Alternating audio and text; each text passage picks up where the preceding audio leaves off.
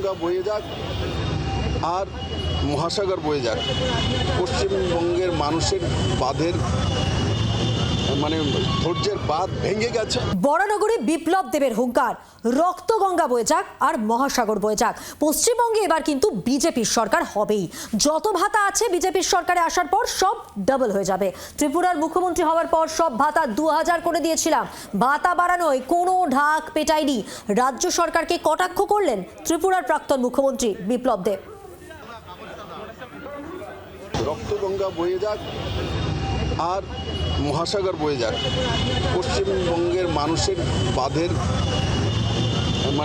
ধৈর্যের বাঁধ ভেঙে গেছে। মানুষ নামবে রাস্তায়, ওনাকে চিরতরে বিদায় না, শুধু ওনার পার্টিটাই থাকবে না। আমি ত্রিপুরার মুখ্যমন্ত্রী ছিলাম, আমি সরকারে আসার পর সমস্ত ত্রিপুরার ভাতাগুলি একযোগে 2000 টাকা করেছি। 200-300 থেকে ছিল 500-700 পর্যন্ত সবগুলো একযোগে 2000 টাকা করে দিয়েছি।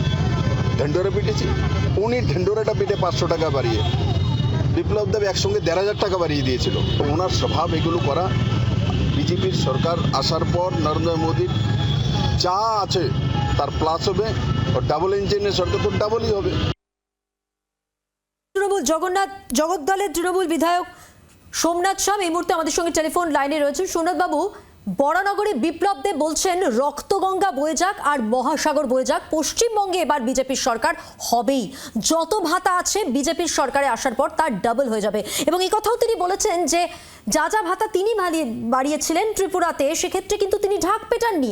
রাজ্য সরকারকে একেবারে কটাক্ষ করে তার এই বক্তব্য, কি বলবেন? দেখুন, বিপ্লব দেব বাংলার মাটির সম্বন্ধে জানে না। উনি হঠাৎ একটা পরিচয় নেতার মতন এসেছে, ফ্লাইটে করে আসলেন, গাড়িতে বসলেন, সোজাসুজি সরাসরি ওখানে গেলেন, আবার ওখান থেকে হোটেলে গেলেন, চা নাস্তা করে উনি ফেরত চলে গেলেন। তো এই হচ্ছে এই নেতাদের অস্তিত্ব বাংলার মাটিতে। তারা বাংলার মাটিকে চেনে না, বাংলার বাঙালিদের চেনে না, সেই জন্য এইসব কটাক্ষ কথা তারা বলে যাচ্ছে। আর রক্তগঙ্গা বয়ে যাবে আমি জানি, আমরা সবাই জানি যে এরা রক্তগঙ্গা বওয়াতে জানে, এরা দাঙ্গা করাতে জানে, এরা লুট করাতে জানে, এরা মানুষের টাকা কেড়ে নিতে জানে। সবটাই এদের কাছে একদম পরিষ্কার।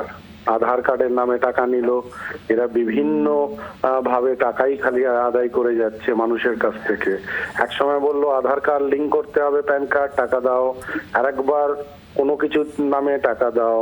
কোনোটাই তারা বাস্তবতায় আসছে না। আর কিছু না, আমরা ভাতা নয়, সাধারণ মানুষের কাছে, এই মায়েদের কাছে, তাদের কাছে আমরা একটি অনুদান দেওয়া হয়, যেটা দিয়ে সেই মা, সেই পরিবার সংসারের দুঃখে কষ্টের সময় সেই টাকাটা নিয়ে তাদের পাশে দাঁড়াতে পারে। এটাকে নিয়ে তারা অনেক কটাক্ষ কথা বলছে। এরা বাংলার মাটিতে টিকতে পারবে না, সেজন্য এসব বলে যাচ্ছে রক্তগঙ্গা বইয়ে দেবে, অনেক কিছু করবে। আমরা বাংলার শান্ত প্রিয় বাঙালি, আমরা রক্ত বওয়াতে জানি না, আমরা কোন রকম ঝগড়া ঝামেলা কিছুই জানি না। আমরা শান্ত বাঙালি, শান্তভাবে প্রতিবাদী জবাব আমরা ঠিক দিয়ে দেব আমাদের সেই ইভিএম মেশিন। বাংলার আওয়াজ, বাঙালির আবেগ, জি 24 ঘন্টা।